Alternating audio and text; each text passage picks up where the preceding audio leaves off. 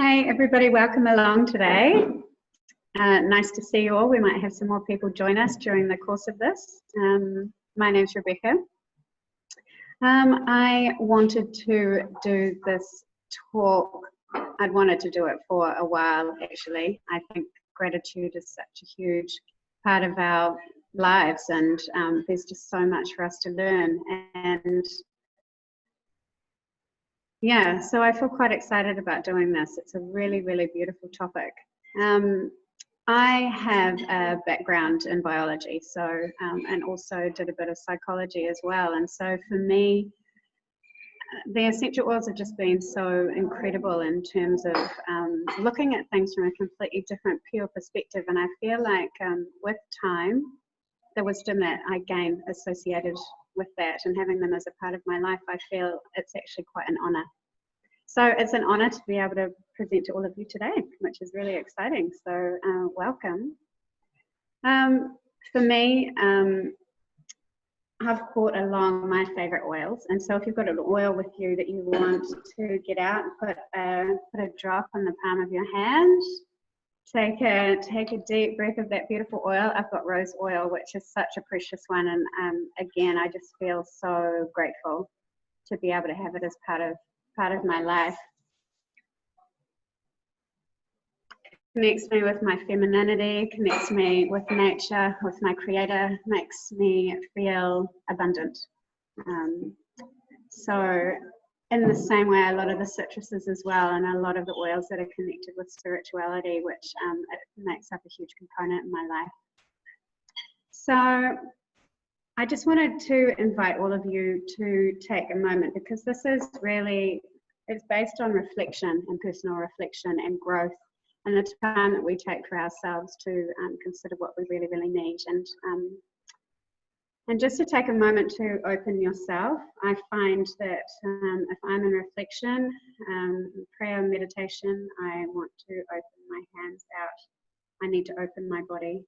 Whatever position or, however I'm sitting, I want to be opening myself out in order to receive. So I just want everybody to do that right now.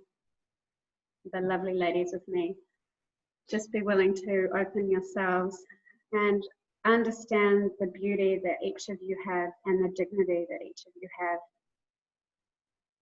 And just feel your breath and take the time to just shut off any distraction. And I know for those of you that might have little kids at home, totally been there, done that. And it's amazing now, mine just all kind of hop on the bus and I'm like, oh my gosh, silence. And it's that serenity in our lives that we need to find, I think, cutting out the chaos. So I want you just to maintain that openness as we discuss all of this. And I also want to say, and I think it's really important for people to know that to be seen and understand what it is to be seen and recognize for who we are and know that we are loved. So basically, I'm going to do a bit of a background, because I think when we think about humanity and everything around us, it's important to see the bigger perspective. And so basically, we are all part of this humongous spiritual phenomenon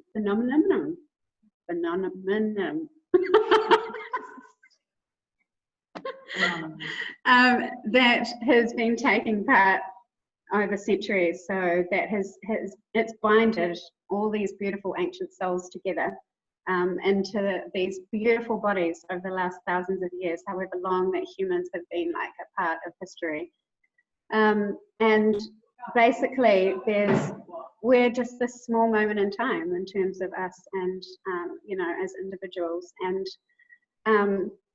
I think it's important to soak in the hugeness of humanity and just how much has actually gone before us. And, because I think sometimes we just really, it's very easy to focus just on ourselves and our own struggles and what's going on in our lives. Because there's over 7 billion souls right now on this earth. All these beautiful souls that decided to jump into these bodies through this amazing divinity, and not knowing what the shape of these bodies would even be like. I mean, were they going to be filled with disease or illness? Were they going to be susceptible to all kinds of ailments, or Was there going to be extreme suffering or hardship in their lives? They just don't know, do they? We all begin in these beautiful babies' bodies, just pure and whole. So, and each individual soul is seeking an answer to joy and love and fulfillment in their lives. That's really what life is about, and finding that meaning of life that makes us what we are. So I think, yeah, again, looking just at the enormity of the picture rather than just, it's not just me. I'm part of this beautiful connection, this unity and connection throughout humanity. And we really are more than just our physical bodies. So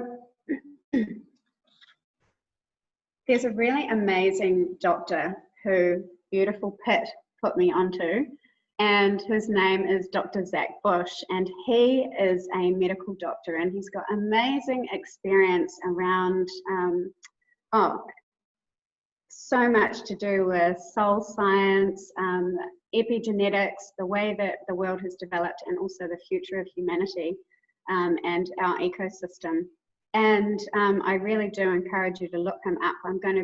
I will add a couple of links after the video just so that you can look it up and who I reference. But he talks about the fact that that as humans, we have categorized every single human species in this world. And we decided to call ourselves Homo sapiens. And then with evolution, of course, and they could see that changes occurred, we came up with this really original name, which Pitt will laugh at, which is called Homo sapien sapien. And you think that he says, you think that they could have come up with a more original name than that. And so the term sapien actually means the wise ones, which it's quite interesting, was that a term that was created out of pride because human beings, I don't know, were the rulers of the earth, or a little bit of arrogance. And it kind of makes us have a think about how have we actually lived up to that over history, up to that name of the wise ones. Because I think basically, with the number of human beings that are on this earth now, we really started a process of destroying life and biology, and through misuse of power, misuse of the resources of the earth, and we're doing that in such a massive way. And I think with lockdown at the moment, and it's been recorded just how pollution levels are going so much down because we're all actually sitting in our homes instead of just taking and taking. And really it started happening as soon as we could grow more than our families actually needed. So, and we probably forgot what that wisdom actually meant, that Homo sapiens sapien wisdom was actually meant to mean. And I think for a lot of societies and communities, we really went towards the pursuit of things that just destroy that health, not just our health, but the health of the planet.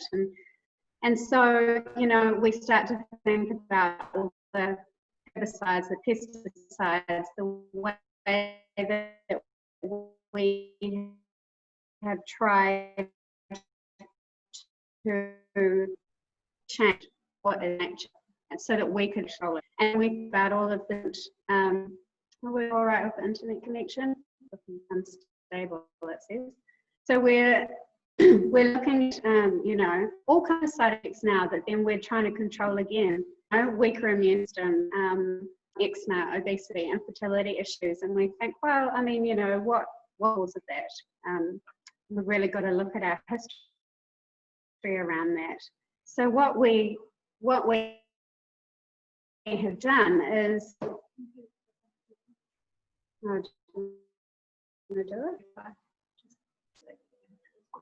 just putting on pause for the internet connection.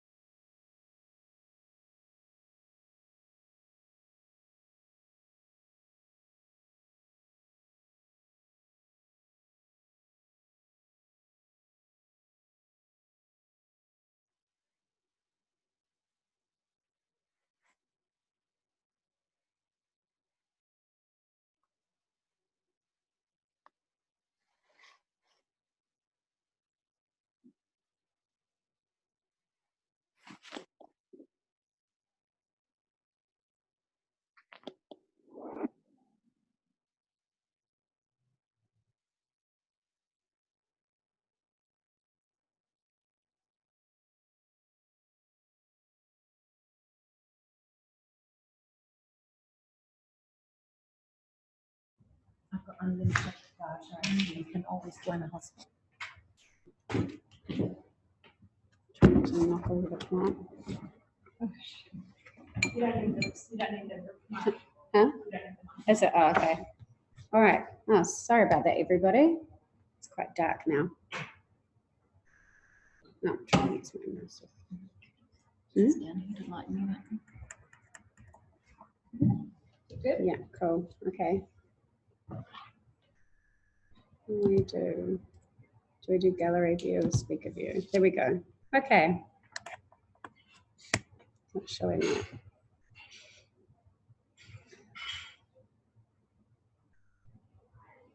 It'll show. It'll be fine. Okay.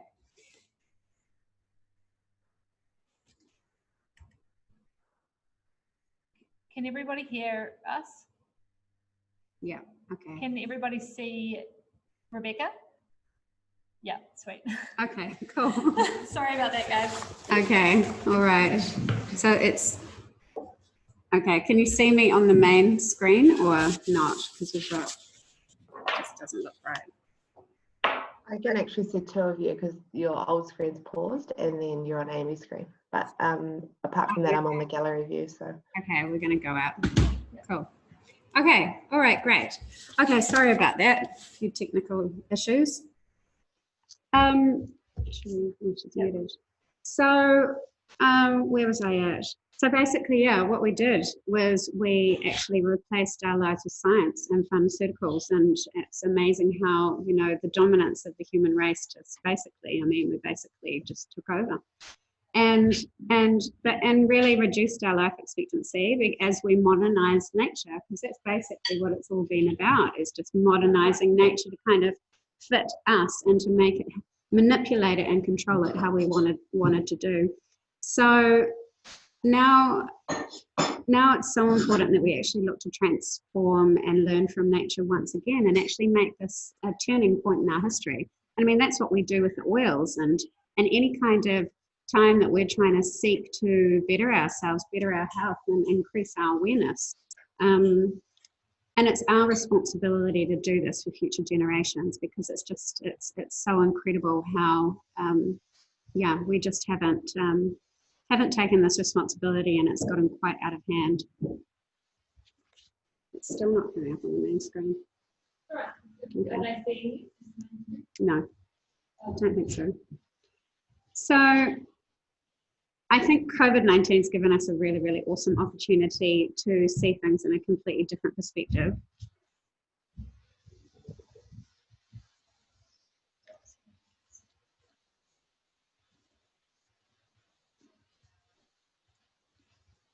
On speaker view, so I don't know why. Is Rebecca on the main screen?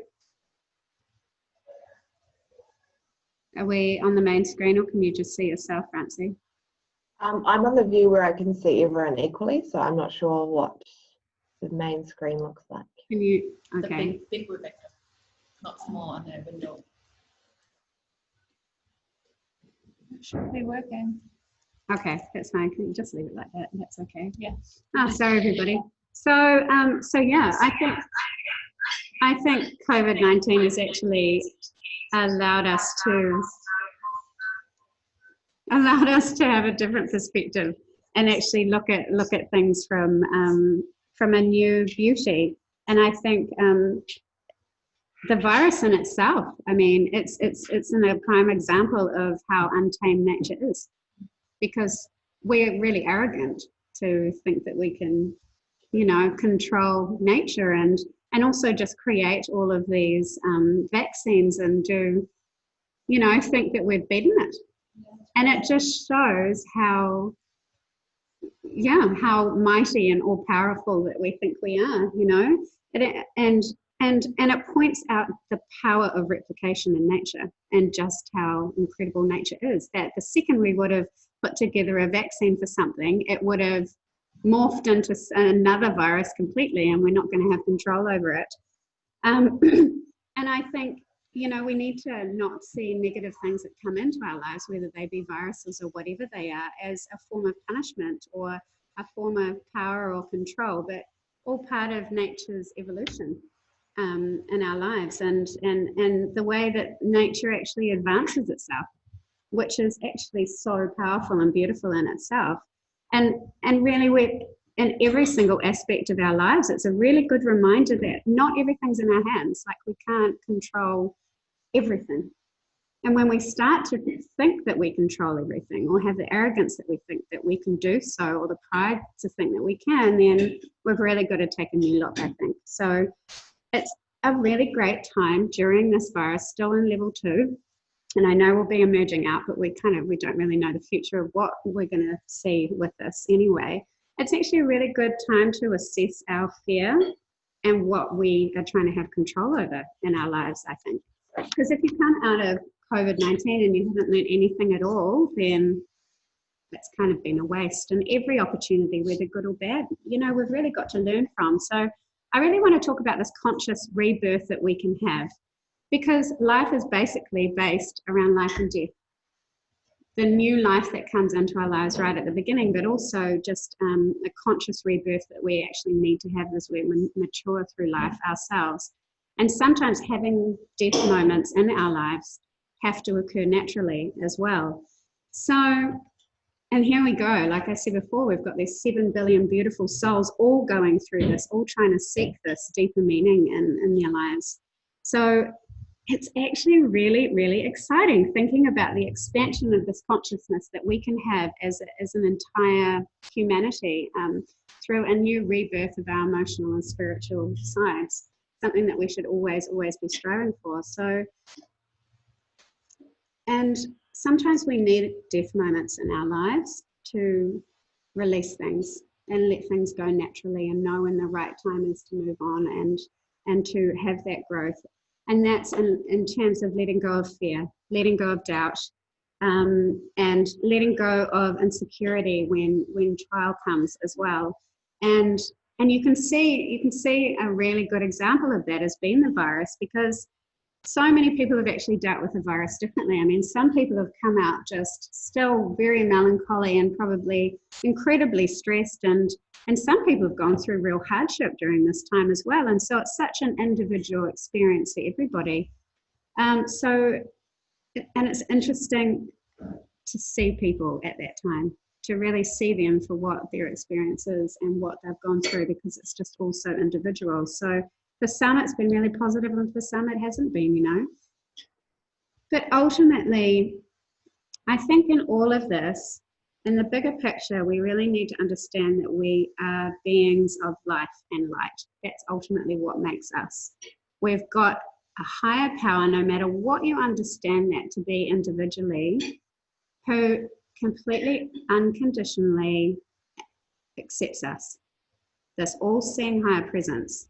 No matter what you believe that to be, or how close you are, how strong your faith is, or your understanding of your spirituality or your soul. And that creates this beautiful unity among us. And it lets go of any kind of judgment, because we know that we are completely loved just the way that we are, no matter what we're going through. And it's about waking up to that reality. And I think as we go through life, it's a continual journey, right? We're not just going to wake up one day and be all completely wise and think. And for me, I know that higher power in my life has that all-seeing omnipotence. It just takes the load off me. I don't need to have the answers to absolutely everything. So in terms of my happiness, I decide to make the decision every single day. I want to be alive. I want to treasure my life. I am worthy, and I am beautifully and wonderfully made. And so is everybody. I'm not just the only one who is, or you might be a little less, or you might be a little more important than me. We are all this unity. Love binds us in unity. And it breaks us down right to the core of what we are. We are worthy, and we are beautifully and wonderfully made. And this leads to great acceptance and such a lack of criticism in society, which I think it's just so incredibly important. We are all human when it comes down to us. So how do we do this? It's all about showing up to our children, wanting to connect in unity and oneness with others, and which is quite incredible. There's a real power behind that, a real power of optimism that comes from that. Because I think if we're purely just relying on the power of ourselves, we soon find that that's exhaustible. We can't keep going. We've got to, we have to rely on something bigger than that. So when we go back to that term Homo sapiens sapien, it's our role to actually tip that human consciousness and add a wisdom to that self-proclaimed wisdom that we've been termed, and actually create a better future that's surrounded by beauty, love, and gratitude. Gratitude is a very powerful word. So I'm sure most of you have heard of Brene Brown, one of the most amazing ladies who is so famous for her TED Talks and her beautiful books. And I'll put a link to some of her things as well on, because I think it's really beautiful, and she has a lot of printouts that you can get and actually put up on your wall. And so I put it where there's a lot of traffic in the house and where people might be sitting and they can read it. But throughout all of her studies came the themes of fear, disconnection, and vulnerability. And so she wanted to have a look at what the traits of a wholehearted person were. What makes some people appear more wholehearted, stable, content, happy in comparison to others? And she talks about the craving that we all have for this intense sense of belonging. It's so incredibly vital to who we are and to our soul and to our happiness. And with shame and fear, shame becomes the fear of disconnection. So as soon as, so if we have a culture of fear in our minds, it will ultimately lead to disconnection and end. So she came up with a definition of what makes a wholehearted person and what these people have in common. And so the first one was the courage to be imperfect. Really, really important. And I think if, we've ever been in a situation where we feel like everybody's looking at us, or we've got some huge, big, great responsibility, or, like Brene said, she when she was first asked to go and talk for a TED Talk, she thought it was just like to a few people, and then found out that it had been broadcast to like thousands of people. And afterwards, even though she'd done this awesome presentation and everybody was like, oh, he's so amazing, this vulnerability just overtook her, and the shame and fear of how are people going to see me.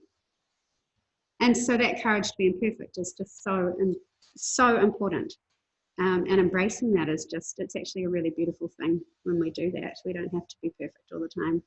One of the next traits of wholehearted people was compassion for yourself, always, and for others. And, compassion binded with love, that's just so vital. Giving ourselves a break, being gentle with ourselves, and then ultimately that leading to exactly how we treat everybody around us, especially our families and our children. The next one was connection through authenticity, so really strong, authentic relationship. No falseness. And next, those who embraced vulnerability, because they recognized that it actually made them beautiful and individual in who they were. Because each of us have different traits and different abilities and strength and everything, but to be able to look that vulnerability in the eye and go, yeah, actually I am. And sometimes I need to have a good cry. And the next trait was the willingness to invest time in practices of gratitude. So this is just so incredibly important. And it's like an oils routine that you might set for yourself in the day, the different oils that you use, or your eating routine or your business routine or anything that you do. Our lives are based on routine and timetable and everything like that. And it's having that willingness, you're having to actually set aside some time every single day, even if it's just a minute. Because we don't all have time to sit around and meditate for an hour, in the day. The next trait of a wholehearted person was to love with all your heart. And now this is a real biggie, because there's a lot of fear that can be associated around giving ourselves and love like this. But it showed that the more vulnerable that we were willing to be, while of course using prudence and wisdom, the more wholehearted we became.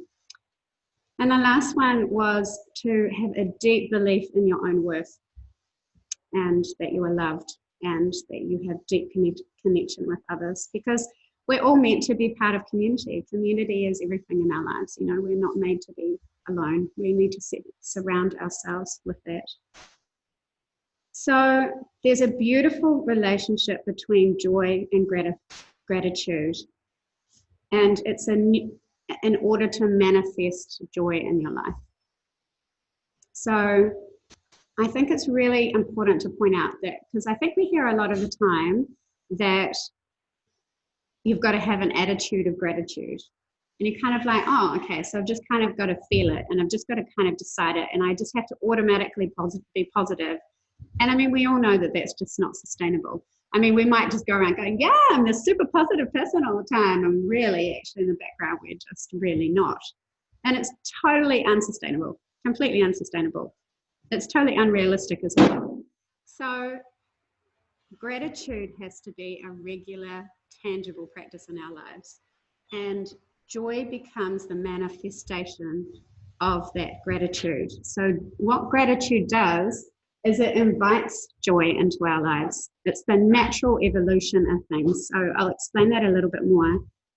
Gratitude is the main thing that, gratitude and joy put together, are the main things that are going to combat fear and shame and any type of scarcity in our lives, because yes, it's this new, completely new understanding, completely new route that we can go down. So, and joy can be really scary because, of course, a lot of people, especially when people have been hurt a lot, you know, abused, have had really, really bad negative situations, we create our own defenses, and we can have a real tendency of shutting off our emotions when we're feeling that fear and that hurt. Excuse me while I have a glass of water. So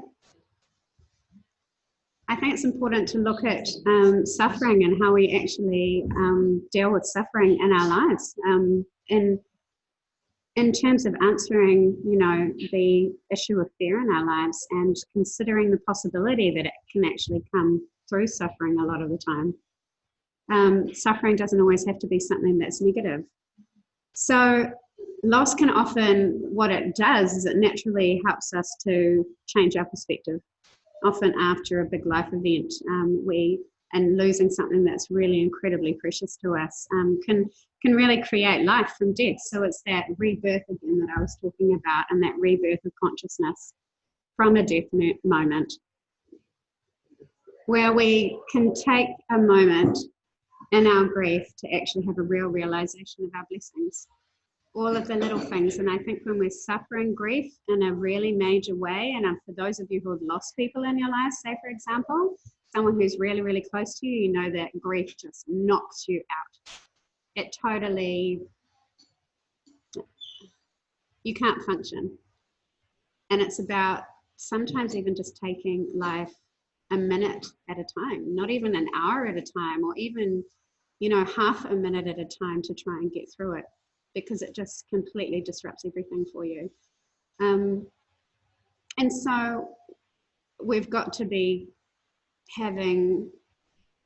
realizing the blessings in teeny little ways in that time. You know, we've got to start small. It's unrealistic to think that you can just walk around the whole time going, oh, I'm so grateful for this, and I'm so grateful for that, and you're so beautiful, and so am I. It's just not, it's not sustainable again. And that's when we've got to get into those practices of gratitude to actually make it really practical. So, and actively go through the day looking for little things that we're grateful and appreciative for.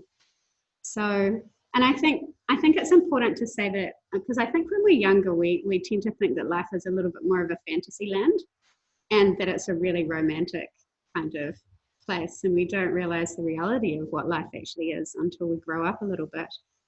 It's not just a big love story, and I think that's when we need to actually just cherish the ordinary moments. Life isn't always about what we're going to be looking forward to, and you know, oh, I've got this coming up, it's just going to be so amazing, or it's every single moment that we possibly can. Just the little things. And not having rose-tinted glasses in life, and you know, trying to chase unrealistic dreams or set expectations for ourselves that are just way too high. And I think in order to do that, especially in times of suffering, you've got to be able to strip the chaos out of your life and really simplify life. And it's like, you know, the phoenix rising from the ashes, where you can feel so absolutely disgusting and at the bottom, you know, just, yeah, your absolute worst. And then just taking that time for self-care. It's just so incredibly important. So for me, it's been really important to rediscover my true feminine identity, and my beauty, and seeking that wholeness in my life, and wanting to live my life through virtue. Because this holds us to account. It doesn't mean that we've kind of got our own set of, oh yeah, I'm nice enough, or, yeah, I treated that person okay, that's fine. But they probably didn't deserve any better. I want to be always looking to live the virtues as much as I can in this journey of wholeness that I'm on. So I think it's quite important to be like, we need to strip away stereotypes when it comes to power and beauty and oppression and what that means, and the control that we need to have over our lives, and that person's got control over me or they've got power over me. Because if we're all living in community together, I mean, yeah, there's just no unity unless we have that, unless we understand that. And I mean, it's such a good example. Say, for example, all of our gorgeous oils community and the amazing women and men who are part of that, who, you know, there's just such humility, there's such beauty. Everybody brings their own beauty to this amazing community. It's such a blessing to have. I mean, if you're going to be grateful for anything, you give thanks for that every single day. And I think when it comes to realizing that beauty within us, you know, we've got to remember not to compare ourselves, because there's almost no end to comparison. We can kind of just go on and on forever, and we get caught in a trap with that. And really, what we as women, just talking to the women right now, we're the future of all the generations ahead of us. There's a beautiful power in that. It's not a power that corrupts or a power that controls. It's a power of beauty, of humility. As the bearers of life, we can't disconnect from that female nature within us, you know, the nurture that comes from being woman. And, you know, because birth is power, living a life of fullness is power. And gratitude is humongous power. We're really getting to the source of what we are and what we were born for when we recognize that. So we can be those spokespeople for women, you know, the spokeswoman of life for future generations. And when we remove ourselves from that, or we get too much into the control aspect of our feminism, that's when we start to deny that true nature. So there's a true beauty to the gentleness and humility of women that are powerful, fierce, and strong, and in control of their lives in a humble way. So, and I think sometimes there's a real confusion between men and women is actually what we see and what we define power to be. You know, there's a real masculine approach to power and a feminine approach to power. And it's not meant to be a power struggle. Yet again, you know, we're talking about unity in terms of masculinity and femininity and the benefits that they can give each other, and to actually know when it's applicable in our lives. So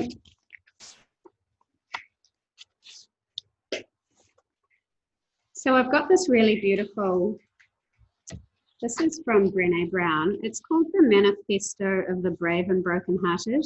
And I just had to read this out to you all because it really speaks to me. It's absolutely beautiful. And it says, "There is no greater threat to the critics and cynics and fearmongers than those of us who are willing to fall because we have learned how to rise. With skinned knees and bruised hearts, we choose owning our stories of struggle, over hiding, over hustling, over pretending. When we deny our stories, they define us. When we run from struggle, we are never free. So we turn toward truth and look it in the eye. We will not be characters in our stories, not villains, not victims, not even heroes. We are the authors of our lives. We write our own daring endings. We craft love from heartbreak, compassion from shame, grace from disappointment, courage from failure. And showing up is our power. Story is our way home. Truth is our song. We are brave and brokenhearted. We are rising strong. I think there's so much beauty that comes from that, from recognizing that. So I wanted to have a chat about practical gratitude tips, because I think it's easy enough to talk about being grateful, but not knowing how to bring that into your life. I think, yeah, super, super important. So firstly, allowing yourself to actually feel a range of emotions is really important, and taking actually time to categorize them and having some peaceful moments in your day to rationalize them and actually expose them for what they are. I think for all of us, especially as mamas, like, we just don't really get much alone time. Alone time is just so incredibly important. And for people who are scared of that alone time, I mean, it's so important to embrace that and to have the time for reflection and prayer and meditation. I know for myself, when I'm alone in my home, I take the time to express myself by singing or dancing, and that just fills my soul. And I can sing as loud as I want to, and I'm totally not out of tune, by the way. And I can fully express myself, and I'll have a dance, and for me, that's bringing out my femininity and a full expression of myself. And whereas other people might like to sit down and journal it, and or maybe, you know, if any of you are skilled enough to, you know, write music or write a song yourself. People that really love their connection with nature, and I think we're not connecting with nature enough, and that soul connection that we have with the earth, with the creator of our beautiful world, is so important. And so for some people I know, they have grown a gratitude garden, say, for example. So that every time they see a different plant that they've planted, they'll remember what they're grateful for, and it will represent something important for them in their life. Some other gratitude prompts are to start incredibly basically, and this might be like when you're out on a gratitude walk, and to just be really aware of your senses. So I am grateful for what I see. I'm grateful for what I hear, what I feel, what I taste, and what I touch. And those are so basic, and everybody can do that. That's a really easy one. Also too, for people that are really visual, I think it's really important to have visual reminders up, you know. That's a really big one for me. And in all of this, I think we need to reduce the noise and the toxins in our lives. We've got constantly too many messages coming in, too many emails that we have to answer, and being actually quite strict on ourselves and having really good boundaries in terms of reducing that noise and when we allow it to actually come into our lives. So, and one of the toxins in our lives can often be people. And it's amazing how we can allow, without boundaries, toxic people to come into our lives. And not just the toxicity of people, but also the conversation that can ignite between two people or more, that can be really toxic. And actually be conversations that don't hold any life within them, you know.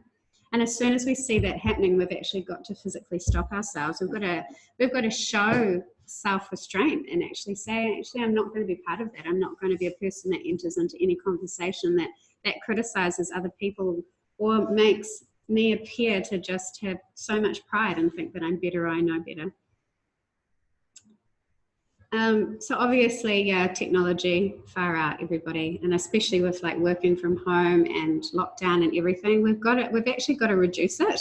And I mean, I had piles of books like lying around, and I was like, yeah, so gonna read that book in lockdown. It totally didn't happen. So, you know, it's something we've got to work on all the time, and not give ourselves a hard time if we don't.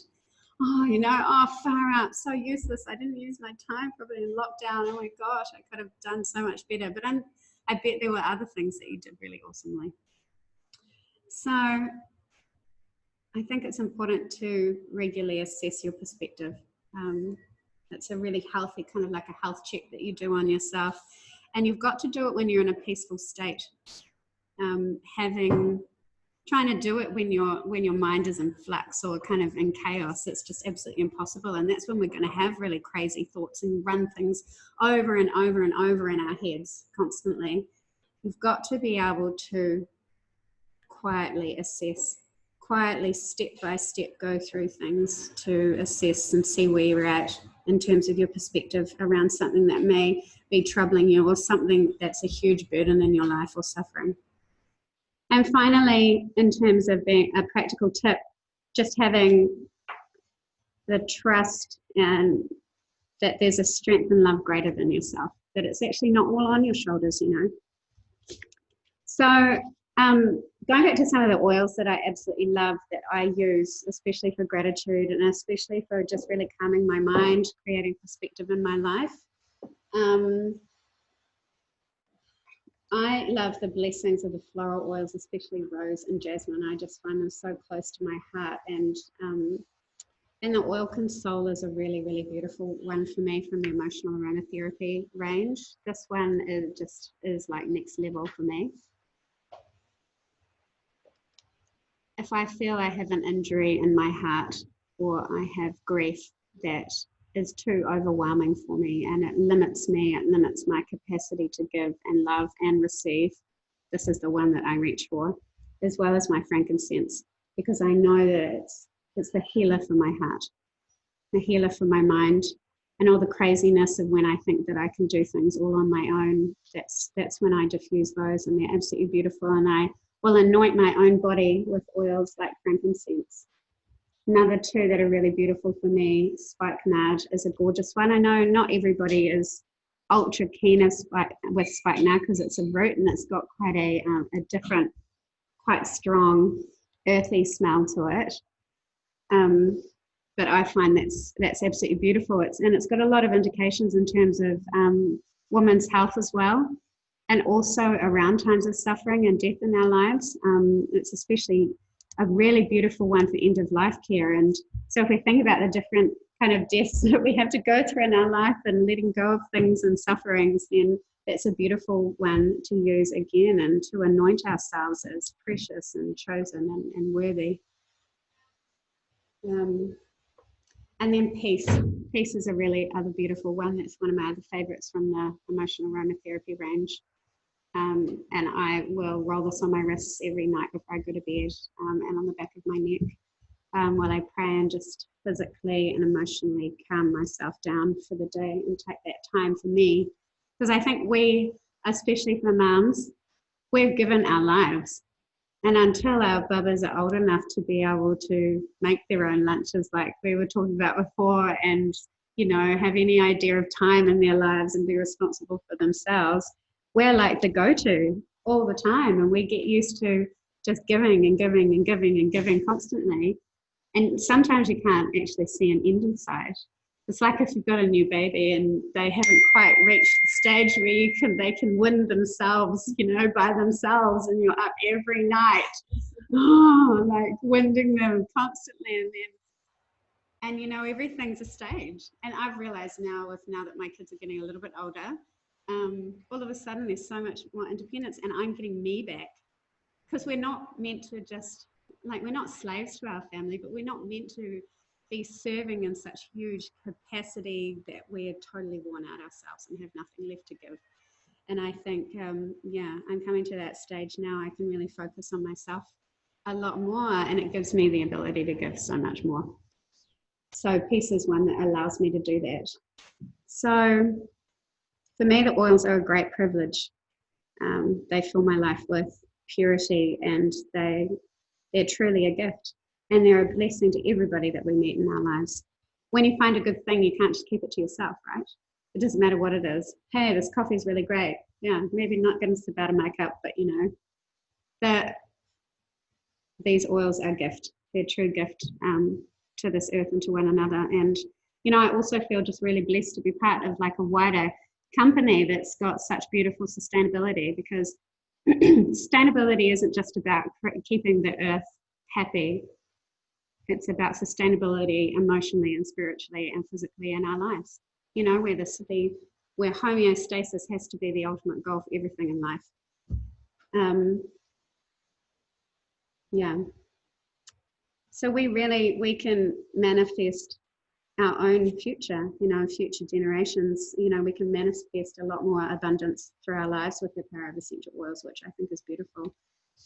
So I just wanted to lead you all into a reflection to end, because I think it's really important. Just like I said at the beginning, you know, feel free to like place your hands open, or however you like to sit, that really opens your body out, opens you up to receive. I have these beautiful personal cards at home that after my mum died, and I was looking through a few of her personal things, I found these gorgeous cards, and they were all full of different virtues and prayers. And I thought, oh my gosh, wow, that was actually a gift from her to me. But I'd never even known that she'd had these. And now I have them, and I place them on different parts of my wall at home and in my office. And I read them every single day. And I find that there's always one that kind of pertains to what I might be going through or feeling at that time. So I really want you to close your eyes, and if you've got a favorite oil that you want to use, or put a drop in your hand and just inhale with cupped hands, take some big deep breaths. And I'll just take you through this reflection, because I think this brings great solace for our souls, especially in times of trial when we're finding it hard to be grateful. So I just want to read this out to you. I'll do my best to practice gratitude and bring joy into my life and those around me. I will have courage to be imperfect. I'll do my best to have compassion at all times for myself and for others. And I will seek true connection through authentic relationship with others. I embrace my vulnerability as I recognize that I'm beautifully and wonderfully made. And I have the willingness to invest as much time as I can into practicing gratitude throughout my life, day by day. I open myself to love with all my heart, and I accept the love I am given without fear. I believe I am worthy of love and connection at all times. Self-respect. I honor and love myself through my beautiful, healthful actions and decisions. Blessings. Today I count my blessings, small and large, and I notice the new gifts that come to me. And hope. I trust that my Creator has a wonderful solution and brilliant plans in store for me. Tenderness. I am both gentle and powerful in my love, connections, and interactions. Femininity. I allow my feminine nature to shine brightly as a valuable part of my identity. Trust. I trust that not everything is in my hands and that there is a greater purpose to my existence, forming not always with my knowledge at the time. Integrity. I trust my ability to know what is true for me and choose to act with integrity in all my interactions with others. In doing so, I will manifest gratitude and joy in my own life. Thank you, everybody. Thank you.